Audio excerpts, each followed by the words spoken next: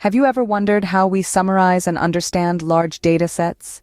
The answer lies in the heart of statistics, in something known as measures of central tendency. These statistical wizards provide a snapshot of the typical value or middle of a distribution, highlighting the most common values and representing overall trends.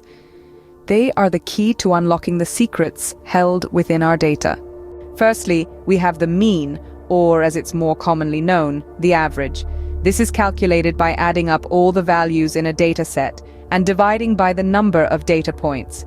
The mean is a comprehensive measure, taking into account every data point. However, it has a weakness. It's vulnerable to outliers, those extreme values that can throw off the balance and distort the representation of the data's center. Next up is the median. This measure is the value that splits the data into two equal halves, separating the higher half from the lower half. Unlike the mean, the median is resilient to outliers. It focuses on the middle of the distribution, ignoring those extreme values that can unduly influence the mean. And lastly, we have the mode.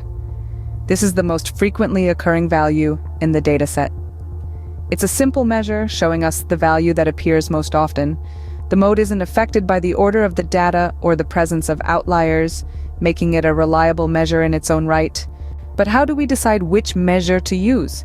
Well, it depends on the nature of the data and the purpose of the analysis. For data that's evenly distributed, the mean is your go-to measure. But for skewed data, where values cluster towards one end, the median is your best bet, as it's less influenced by extreme values. The mode, however, is useful for identifying the most common occurrence within the data, regardless of the distribution's shape. So, to recap, the mean, median, and mode are the three musketeers of central tendency, each with their own strengths and weaknesses. The mean represents overall value but can be sensitive to outliers. The median is resistant to outliers but can be less informative. And the mode captures frequent occurrences, though it may not always represent the data accurately. In the grand scheme of things, these measures of central tendency are vital tools for understanding and summarizing data. By considering the characteristics of the data and the intended analysis, we can harness these measures to gain valuable insights and make informed decisions.